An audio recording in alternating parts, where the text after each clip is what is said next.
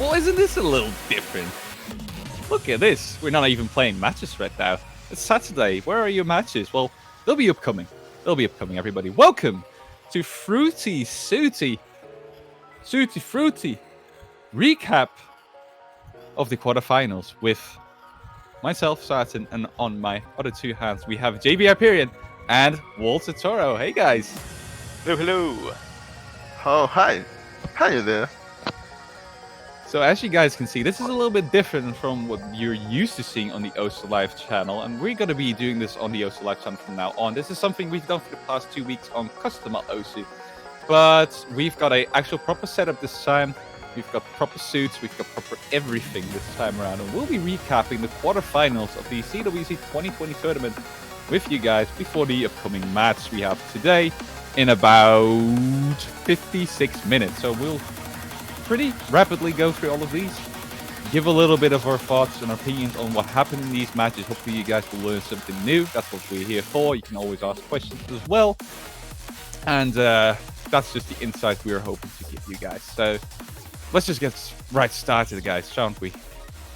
Sure, let's take it away.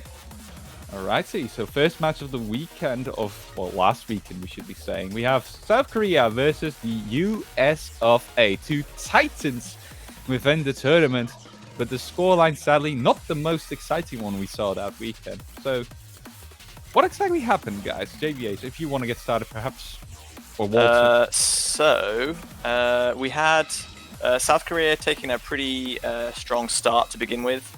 They won on, I think, No Mod 2 by about 5,000 points on a spin battle where all 6 players FC'd, and the US were a bit kind of beaten up by that and how close it was. They weren't expecting South Korea to spin quite so well.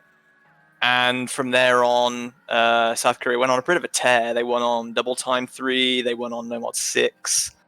US got some points on Hidden eventually, and then another one on Hard Rock 3. But other than that, it was pretty much in South Korea's favor throughout. Most score differences were about 50,000 or so. There were a couple of close matches, but South Korea looked strong, really consistent, and USA didn't really get a chance to recover. Correct indeed. Yeah, Walter, go ahead. there is something like we expected from USA, but when the picks started like going from South Korea, is like they never recovered from it. Like they got some points, but at the end we saw that South Korea took it like kind of lightly and easily on USA. Yeah, South Korea obviously is not a team that USA would underestimate by any stretch of the imagination. It is, however, a fact that they did expect to perform a little better, but that is mostly due to them not expecting South Korea to perform that well, from what I've been told at least. With people like Sakura telling me that they really did play very well that match, but honestly did not expect South Korea to pull up this strong, even though South Korea is obviously one of the top contenders within the tournament, which led to a lot of these points going to South Korea and only 2 going to the USA after all. We do have to commend them on not actually missing out by a lot of points on most maps, as JBH already mentioned. Not a big score difference in most of these maps at any point really within the match. I don't think they ever exceeded 200,000. Not even sure if they even came close to it. There's only been one score difference of 172,000, which was quite considerably big. But I actually went in favor of the USA, so that is one thing to consider as well. But honestly speaking, the scoreline doesn't really do justice once again here. Unfortunately for the USA, not quite as strong against one of these top contenders as they were in previous years, this early on in the match, in the tournament. But they did give it a good shot, and I wouldn't expect a lot of other teams to even take a single point from South Korea in this matchup. So well done by the USA, obviously. They're going to lose this 162, making them move into the losers bracket after all. But definitely not badly played, and we'll see a lot more from them coming this tournament. I'm very sure of that. And South Korea obviously doing amazing once again. We got to commend them on that as well. You're still beating the USA. Most people would consider USA as like a hell of a matchup as well. This is really good on South Korea as well. beating them by a larger score than most people would have probably anticipated this year. So that is really impressive. Well done again to South Korea, making it to the winners bracket semifinals. Whereas USA will have to do with losers brackets for the coming week or weeks, however long they'll be in the tournament. Yeah, it's interesting that you mentioned that the US, like anyone else, would have like taken no points off of South Korea. I think even South Korea underestimated or were playing down their chances this year just a little bit. They said like, "Oh, we'll be happy with top 3," or "We don't think we're going to win." But ever since the group stages, they've looked really, really strong. Like they've not kind of started in a low gear and then slowly built as the tournament goes on, as some teams do. They've been at like full pace right since the beginning, and are hurtling towards another grand final at this rate. Yeah, I think for South Korea we have this is an interesting bracket for South Korea. If we have like Chile to start the bracket and then the United States and now Italy, so it's not that an easy road for South Korea, but the experience that they have also shows up on these matches. Having moving into 6-4 into 6-2, we will see what South Korea will show on this upcoming match with Italy. Yeah, maybe we can actually show the bracket now, Trusk, because we've got some new stuff to show you guys now as well. We can actually show you the bracket. Technology, as you guys can see. Goodness. So here's what Walter talked about. Korea winning against Chile 6-4 round of 16, which was mostly due to Chile just being really strong, and then winning against USA 6-2 as well. So even performing better than they did in the round of 16. They'll be facing Italy this weekend. Would you say this is a rocky start for South Korea or nah? Because honestly speaking, I think they are still doing really well. And the fact of the matter is that most other countries are just becoming better. I think. No, wrong way. We're fixing JVH camera whilst we were downtiming, but hold on. Tross switched back too fast. We're good.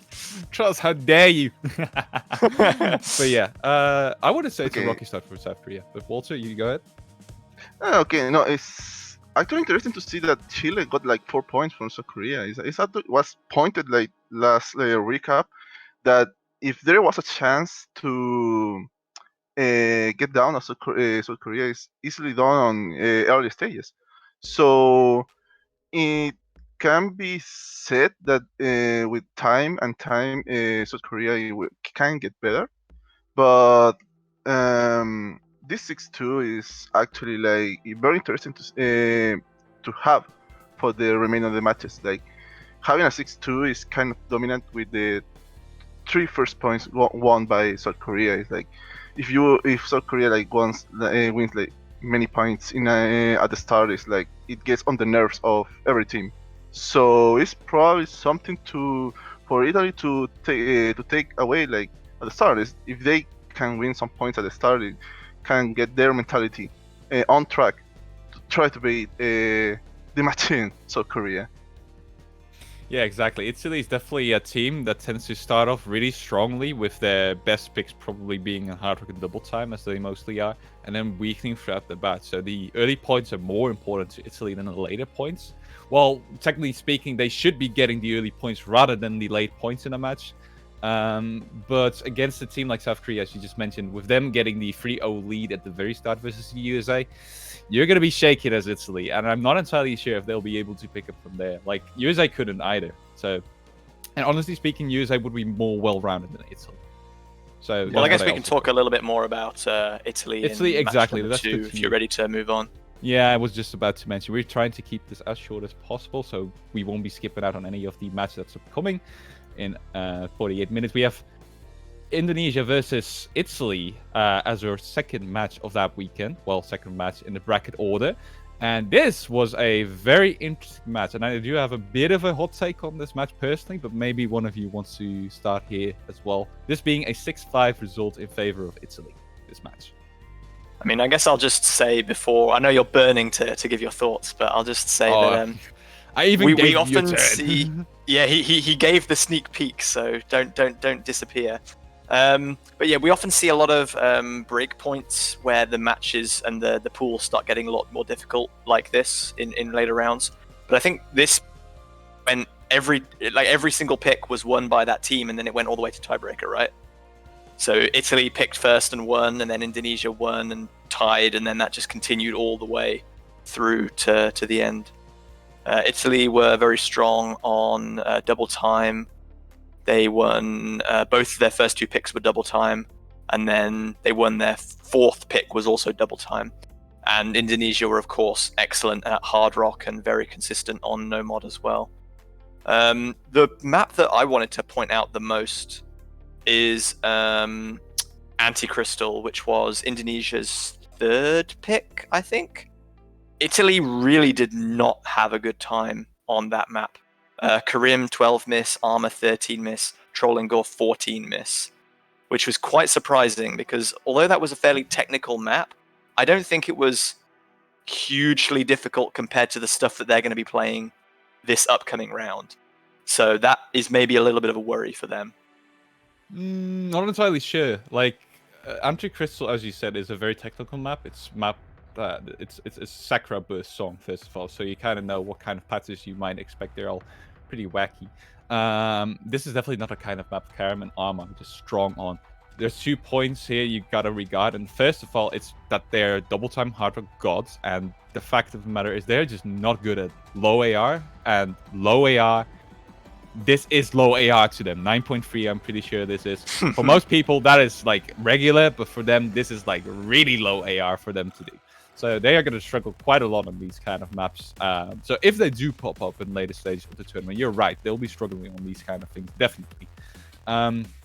But they're not really the technical type of players too. They have some technicality, but for like a top-end player, not the very best. They're mostly about speed, and this sort of proves the point to a certain extent, with them losing that point by almost 200,000 in favor of Indonesia, who actually also had a fair bunch of misses too, like Fantastic having 2 and Deke and Galaxy both edging out to 5 misses as well, which isn't a godlike performance, I would say. So yeah, these kind of maps will be difficult for them, but I do not suspect them appear a lot in the later stages. So I'm not a map picker, so I can't tell. I can't spoil you guys, sadly, but that's what I'm taking on these people. Does Walt have anything to add to that as well? I think with the record of Italy having like 3 tiebreakers, I don't see it like the next match will be a tiebreaker. If it is, it will be a nerve-wracking match to push South Korea into a 6-6 situation. But going into hope, I will say this: there is a little bit of hope when they got into 2 tiebreakers, one with Taiwan and one with Indonesia.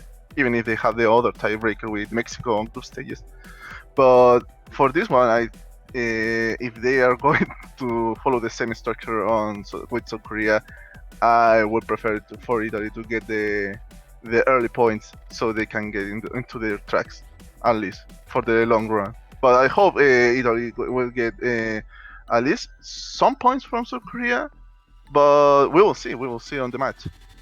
Yeah, I think that Karim in particular would like to see nothing less than another tiebreaker.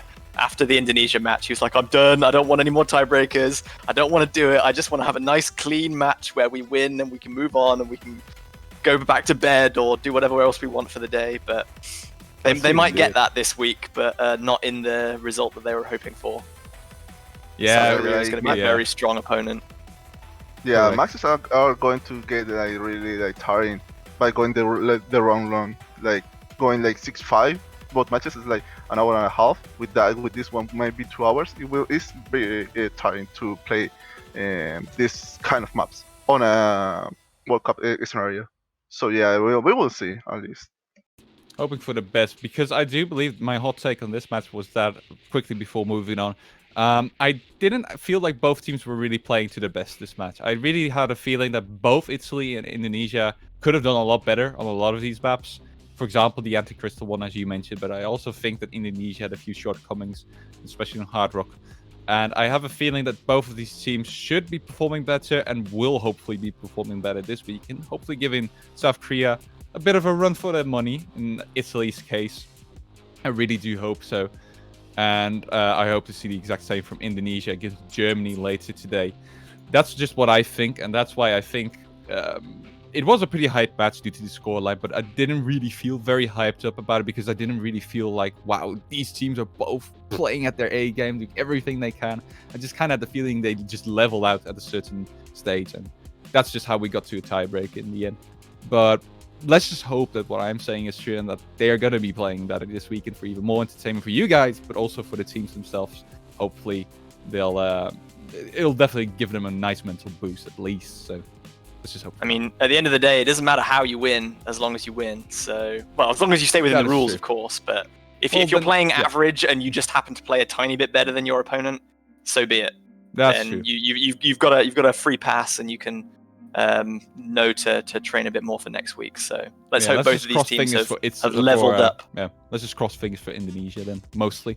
Also, I forgot to mention, cheers everybody. We are like 12 minutes in, but we've all got some tea and we're getting some nice sips in there as well. No alcoholic beverages this time. It's early in the morning for these two. It's 8:19 a.m. for myself and similar time for Walter. So 2 p.m. over here, so not really beer time either. Moving on anyway, we have China versus Mexico. Maybe you want to show the bracket again, Trosk? Look at this technology. This was a bit of a very unfortunate one-sided match in the end. 6-1 at least, the scoreline-wise. It was a bit one-sided. But Mexico, we talked about last week, was one of the potential top 3 teams this tournament, really. At least a team that should be making it very far into the tournament and what we expected. And obviously, a matchup against China is not the most optimal of any matchups you can get. But sadly, they were only able to scramble 1 point away from China in the end. So looking at the scores, they kind of didn't play to the best of their capacity on Hard Rock at the beginning with Regret Part 1. Losing by 265,000 points, unfortunately, even though I think Hard Rock is one of their fortes. And that trend just kind of continued throughout the batch. The score differences weren't huge most of the time, but they weren't small either, I should say. So them winning on a no mod pick by 151,000 points, which is actually really impressive.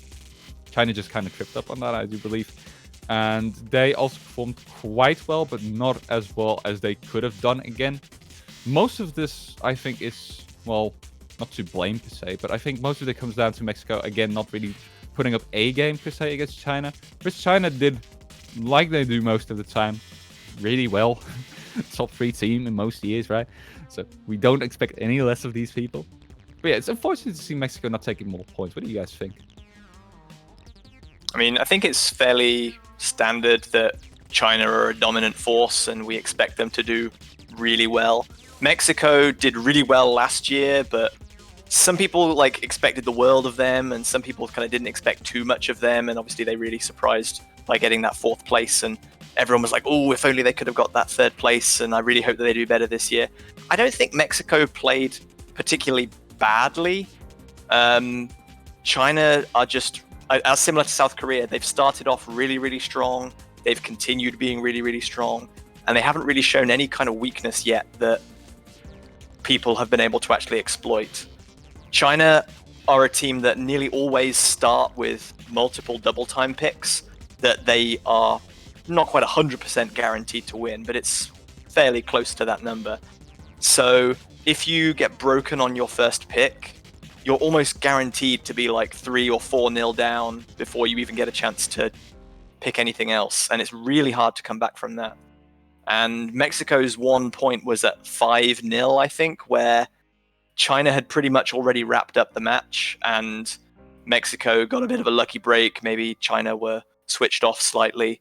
So I think similar to South Korea, China are a team that you have to start out at 110% speed in order to beat. And if you let them get an advantage, then coming back is very difficult. Correct, yeah. You're right on that, indeed. They had the momentum from the get-go, China. And that is really dangerous, obviously, with China or South Korea, as we already discussed. They are just teams that will stomp on your picks, make you really feel demoralized, and then in the end, they'll just take the win by 6-1, 6-2, 6-0. there's very little teams that can stop that. Most of the time, whenever they get stopped, it's either by South Korea or by China when they're matched up against each other. But I really did hope for Mexico to play a little bit better. I just love their roster this year, and I really think they are able to pull off a lot. But this time around, they were that extremely convincing. I mean, they play fair, definitely, as you said, but I just really had hope that they could make a mark for themselves, maybe get like 3 points, maybe 4, like Chile did, and that was really impressive against South Korea. And then show the world like, okay, we're in losers bracket now, that's cool and all, but we're strong in losers bracket, and you guys are not ready for us. That's the momentum I had hoped to see from them coming from this match, but that is sadly not really the case at the moment, I do believe. Yeah, I think the Mexican team like have a very capable roster to get into later stages. Something that probably might not up because it was noted on some of the tournament stuff. Like we expected more. We have a lot of big plays by Lazarus on the Mexican team, and we expected him to play like, more on some of these maps. Looking at the scores by him on the entire match, like, he had like 3 or 4 like MVPs for his team. So on the other maps, like where he didn't play, like and was expected, like we could expect Lazarus to play. Like it was, like we felt strange that we didn't see Lazarus having like his performance on that match reflecting on the other picks. So yeah, I think it can be. So I was going to say, I think it can be really difficult when you get to a match this late in a tournament where you may have to play like as many as 10 or 11 or maybe now even 13 matches. If one person is going to be playing every single pick and you're expecting them to play at like their absolute peak throughout all of those matches, it can get really tiring and demoralizing, both for that player because they know that the pressure is on them to perform consistently throughout the whole time, but also on the rest of the team, because if that person starts missing or starts struggling, everyone else is thinking like, well, if this person can't do it, then how can we? Or if this person isn't doing well, then I have to do better, and then there's more pressure on me and I'm not going to perform as well. So I like the ability that teams like Mexico have to swap players, and they don't have to rely on 1 or 2 key players for the whole time. But yeah, if you expect a game to end quickly, then maybe the key player, which is I guess Daxaros in this case, can perform on a few more, can enter in a few more of the picks. That is indeed true. I do not think that the carry role is too realistic for a lot of these teams to have. There's some people that are able to do that, like Dusk or Crystal, for example. Some of these really experienced tournament players, but you can't rely on everybody because they're the best in the team on every map. Sadly, that just doesn't seem to work out in a lot of cases, and maybe this was one of those cases as well. So sadly, they cannot rely on that from now on, but they shouldn't have to. That is the main thing to take away from this. Their 6-man roster is really strong, and I think they can do a lot without Daxaros too.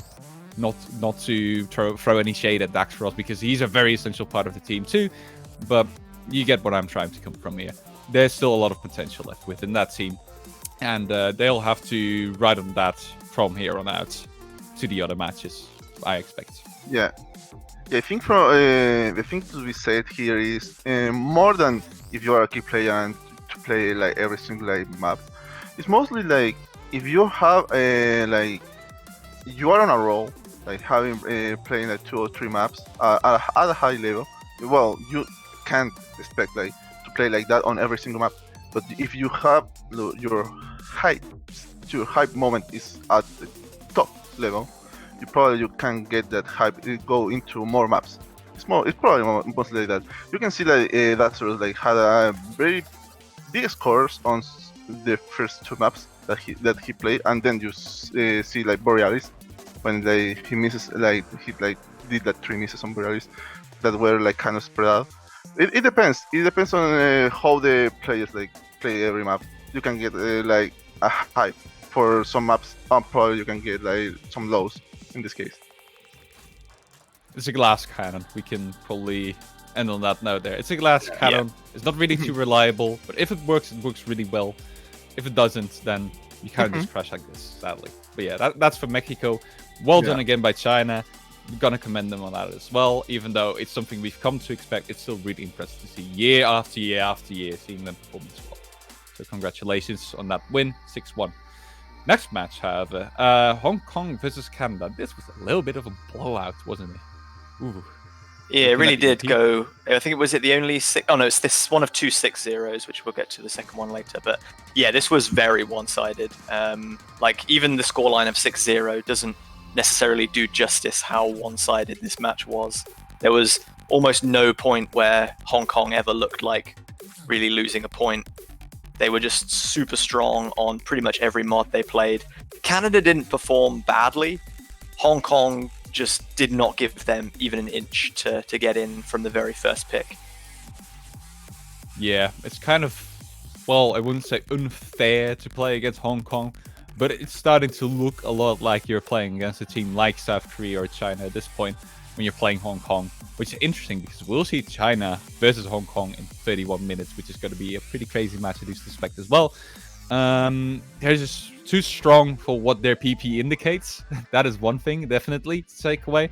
Secondly, due to their appearances in multiple World Cups, in multiple non-World Cups, their tournament experience has grown to be so big and so impressive that playing against them, like we've said every single week, is just really tough for any team.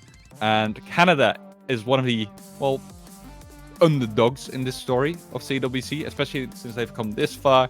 Not a lot of people expected them to actually make it this far. Some of them did. I did expect them to do pretty well this year.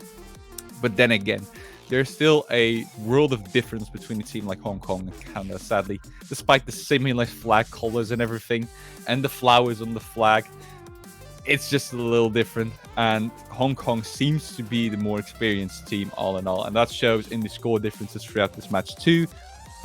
Most scores being with a score difference of over 200,000, especially towards the end. I think that's where the morale of Canada really just burst into shambles. Yeah, not a lot to say other than that. Well tried by Canada, but Hong Kong is just really impressive this year. Yeah, Canada had a really good start to CWC this year, winning that group and beating Chile to top their group. And they've performed pretty well since then, but they haven't, I don't think, been able to quite step up to the added difficulty of these newer pools in the later kind of round of 16 and quarterfinal stages. And also they've not been able to get like an early advantage over some of their opponents, and that's really put them on the back foot right from the beginning, which is unfortunate because they do have some excellent players and they are looking like a really good team for the future, with players like Fuhi in particular looking like absolutely astonishing for people who are so young and have been playing the game for not all that long. So there's definitely a lot of potential and promise for them in coming years. So they should take this as a very valuable experience and come back again even stronger next year, I hope. And as for Hong Kong, well, they've got one of the greatest and most important matches that I think the Hong Kong team will have ever had coming up a little later this week. It's going to be very interesting to watch. So let's hope that they've been tested sufficiently in preparation for that match as well. I do think so. I do think they're going to come prepared, and I have a feeling that they really do want to show the world that they can take on a world-class team like China as well. So I'm expecting a lot from this match. That's what I'm guessing. And Canada, honestly speaking, they've already made it so far into the tournament. It's already like a world of difference compared to whatever they've done in previous years. And that's already impressive. I think that's tooth-worthy, isn't it? It's probably tooth-worthy, right? Yeah. Let's toot it. Go on. We know you want to. I really did want to do that. And yeah, it's just really impressive all in all. Congratulations to Canada for getting this far. Hopefully they'll get even further, but now they're going to be matched up against really strong teams in the losers bracket. No time for mistakes, no room for mistakes. This is going to be really tough for them too.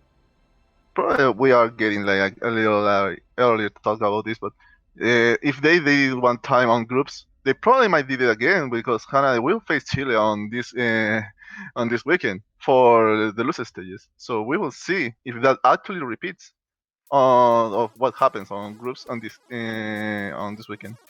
Yeah, that rematch will be the last match of today, I believe, at 22 UTC. So Chile looking for a little bit of revenge. Yeah, Be they actually there. want some revenge. Don't want to miss it. Like, you actually don't want to miss it. Quick plug. Go follow the Yoast Live channel. You'll get an email notification whenever we are live with matches. Or you could just stay online the entire ride. That's fine too. We don't mind you. We don't judge you. We actually love you for it.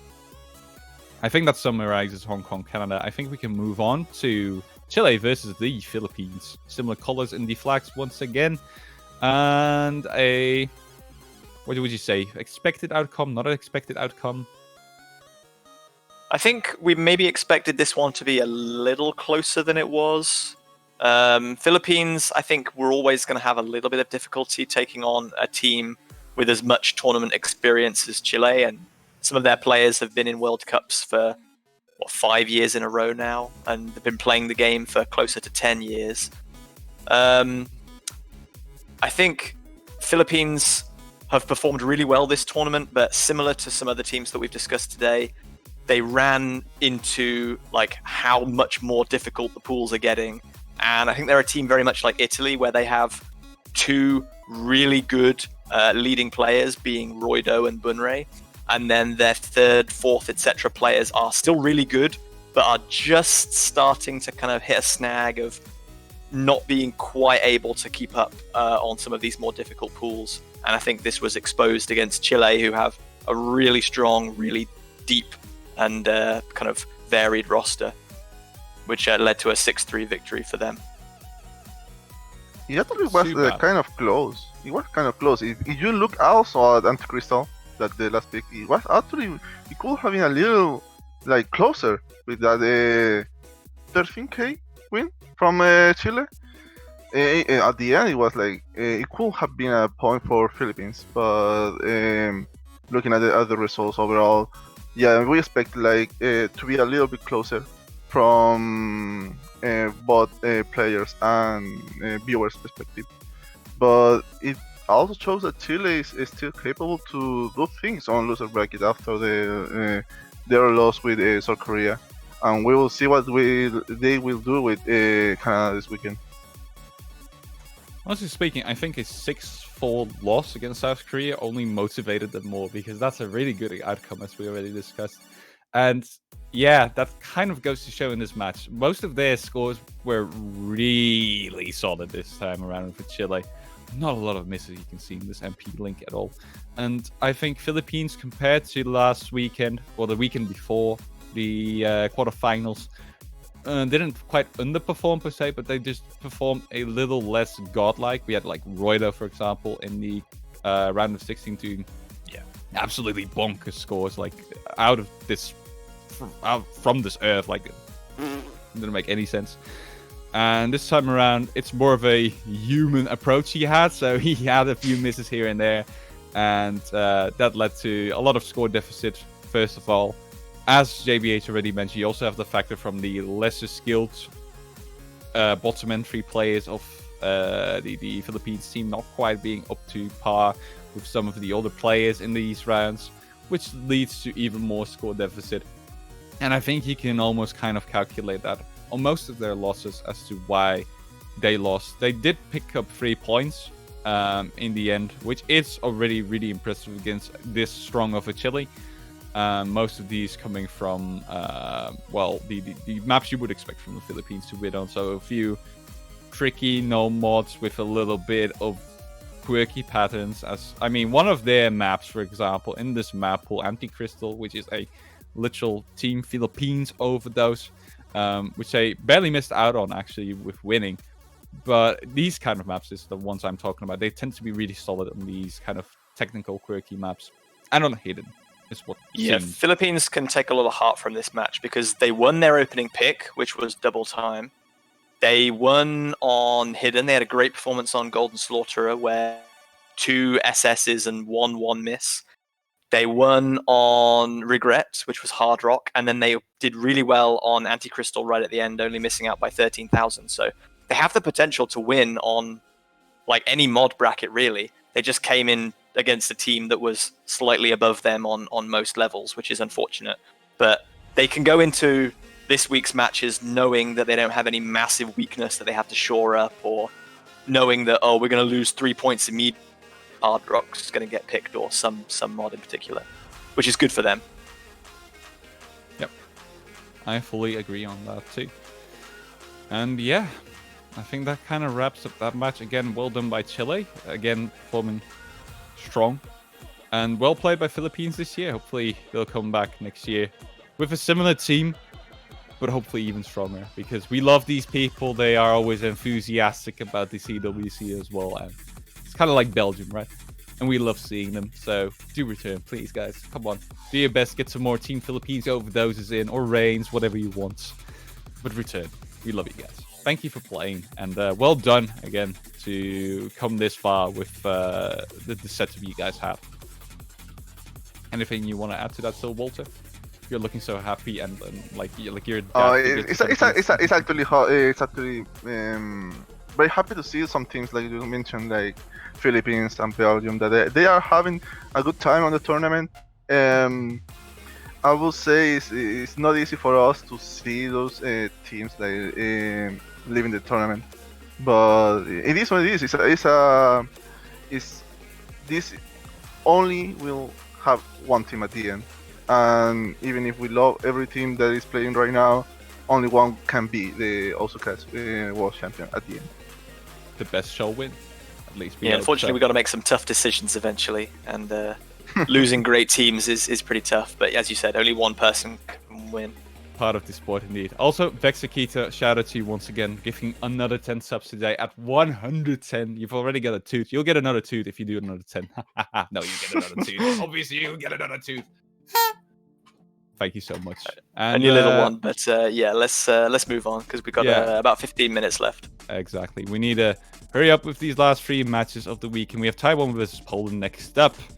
And yeah, this was just kind of an unfortunate match to commentate for Poland, really, all in all.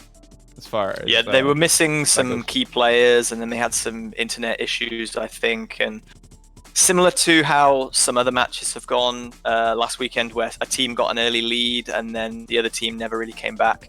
Poland were kind of put behind right at the beginning, and it never really looked like they were going to come back.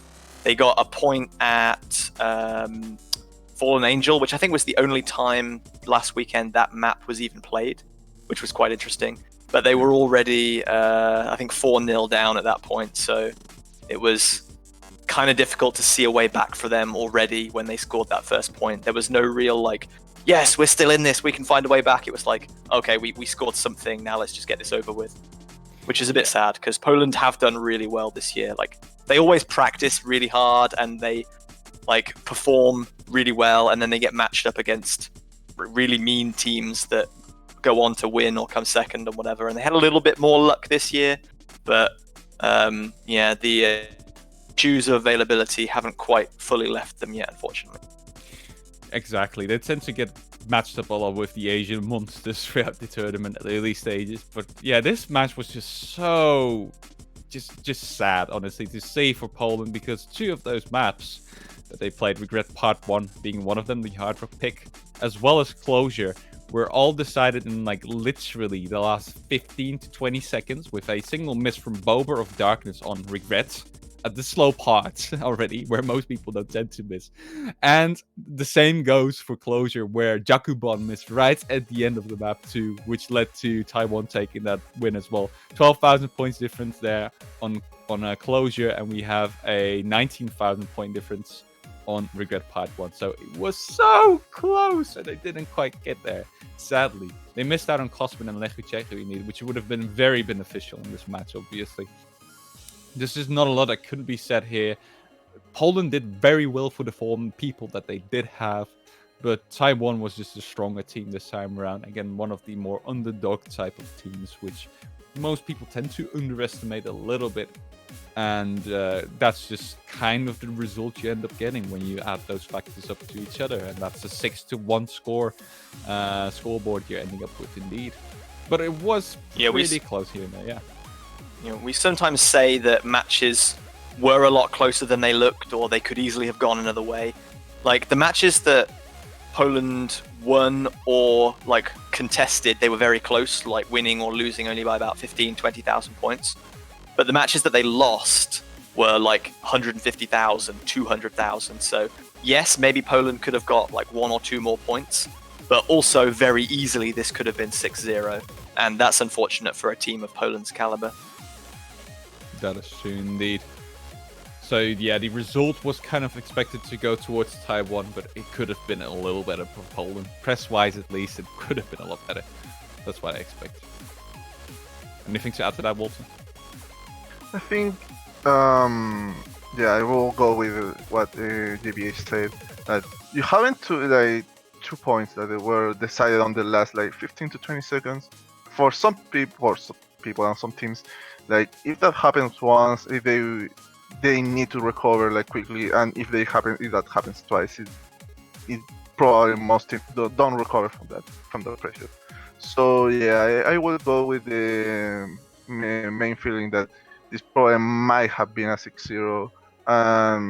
It's sad for Poland, but we didn't see one moment where Taiwan like didn't like had the lead on this match. That is true. And they happened very late on in the match as well, so little could have been done probably. But yeah. Bon voyage, Poland. Thank you for playing this year as well. 6-1 is obviously not the most ideal way to go out, but you did your best, and it was fun seeing you guys.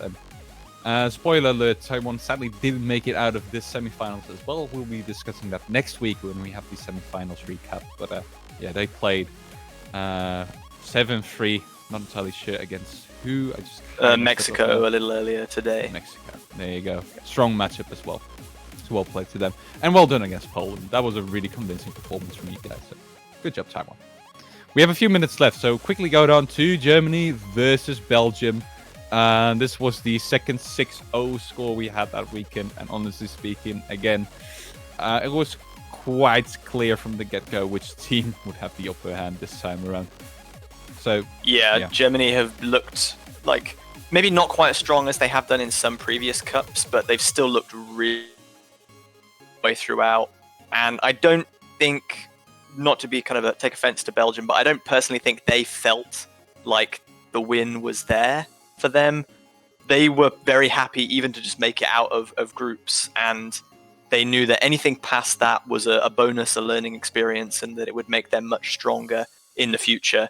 And yeah, they didn't score a point, but they looked really good. They were gracious in defeat, and I just want to say again, I'm so happy that Belgium have got through because they've been such nice guys. They've been real fun to watch and to chat to.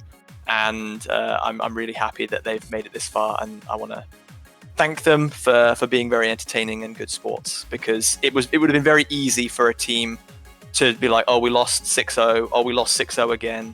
What was the point? Like, we got this far and then we got completely blown up. But they've not been that way at all, which is really good. That's the mentality you would hope to see from most teams, and most teams definitely have that mentality, but Belgium just likes to express it, and they're just really cheerful people, and I love seeing that a lot. I'm so happy they got this far. They did expect to do a little better against Germany, I do reckon, talking to them after the match, obviously, you know. But they did not expect to win. That is definitely true as well. If any win, they would have expected that, but sadly, that didn't quite come to manifest. And yeah, the score differences are just way in favor of Germany for the most part. I think that the smallest score difference was 174,000 points. Which the very last map they played. Exactly. And Germany might have already kind of gone into relaxed mode at that point, really, considering that they were leading 5-0 with these big score differences dropped all over the place. So, yeah, sideways Belgium, you should say. Yeah, there you go. Sideways Belgium taking that win 6-0 very solidly. But definitely not a match at least, where they were tested on to their fullest extent, which might actually be pretty tough coming into the semifinals and losers bracket. But we shall see how they'll get up from that point onward. Yeah, they've got a pretty tough matchup this week against Indonesia, I believe. And although, as you said, they weren't really tested in terms of they didn't have to play a lot of matches, I do think it was good that Germany did take this match really seriously. There was no sloppy kind of performance where they took their foot off the accelerator. Maybe right at the end, you could argue they could have closed it out a bit more ruthlessly. But going through the MP, there's a lot of instances where multiple players either one missed or full comboed, and the score differences were really quite big. So I don't think there was ever an instance where Germany weren't really trying, because they're going to need to really give their best this week against a team that's much stronger like Indonesia. So although we're kind of saying like giving Belgium all the props for making it this far, I do think that Germany do deserve a lot of credit. They took this match seriously and did perform really well, which is good to see. Yeah, I think for now I will value the experience that Belgium got from this tournament, like getting out of groups as an unseeded, and then having a big wall. In this case, like having China on their first match on the bracket, and then having Germany on losers. It's a big experience for them as a team that they actually didn't like have in mind to actually get out of group stages. But having this far is actually a big experience for them for future tournaments. So yeah, I think they did a fight. They made a fight on both matches, but I think the experience wasn't there. But we will see on for the tournaments if the Belgium can take from this year's tournament and improve themselves on the game and on their tournament experience. Yeah, let's hope that the community in Belgium, for the most part, will improve. This is the revolution they needed, so let's hope for the best. And congratulations once again to Germany. Rightio. Last match of the quarterfinals was France versus Russia. 6-2 score in favor of France this round. Russia not making it through to the semi-finals. Bit of a... Yeah, there's some obvious things you can see, like Hard Rock really not being the strong suit there for Russia in this matchup, and just struggling on most of the high AR stuff, like double time as well. Sadly, they weren't able to get any points on that. And France, even with their team not really being the most optimal Hard Rock double time team they could create, they have really strong plays, like Boros, for example. They're just really good at these mods, and Russia was lacking that, whereas France had the same type of skill level and capacity as Russia on the other mods, like Hidden, for example, which led to the result of 6-2 for the most part, because half of the pool was just in favor of France that matchup, I should say. Right? Yeah, Russia had some really good individual performances. Nelly in particular played like really well, as we were expecting of him. But France just all around as a team were a much better, more consistent package. Apart from, I think, Anti-Crystal, where everyone really did struggle quite a little bit. There were very few times where, like, as a team, France got more than like 10 misses or so, which is like really impressive as these maps are getting much more difficult. And just the consistency of France really shone through and won the match for them. Russia didn't play badly. They just haven't scaled quite as well as some of the other teams into these more difficult map pools. Yep. Don't you agree, Walter? I think JVH took my words, so I will go with those. Sorry. How dare I'm you? sorry. Goodness. He took my script. Like, I'm sorry. I think for France, it is expected to also be a good team for this tournament. It was a little closer at some points, but it was expected for France to get this match, and we will see if they actually like improve that with the following match. We have also France versus United States on this stage. Yeah, So, really interesting rematch between France and the US from last year to look forward to this weekend. That is at 17 UTC today. That match is going to be very exciting because I think those two teams have both had like ups and downs so far this cup, and overall they balance out really nicely and are pretty evenly matched. So it'll be interesting to see if the US can get some revenge or if France will take another one away from the Americans there. It's all going to come down to this, people. And I think that's a pretty fair note to end the recap on, isn't it, guys? I think that sounds good. We've got a 8 minutes until our first match, so I guess we can do a very quick preview of what's coming up. Exactly. Pull up the bracket, Trotsky. Let's get it. So, for today, left for you guys to feast your eyes upon. We have China versus Hong Kong in exactly 7 minutes. After that, we'll have Indonesia and Germany at 15 UTC time. United States versus France at 17 UTC. And Canada versus Chile at 22 UTC. And those matches are not gonna be the end of the weekend. No. We'll have more on Sunday. A few brackets that still need to get decided in the end. But we also have South Korea versus Italy still left in the winner's bracket. And a lot of potential matchups that will need to be decided today after we see the results from the initial loser bracket matches. So yeah, tomorrow we're also going to see one of Canada and Chile versus Mexico, because we know that Mexico have beaten Taiwan in that first match today.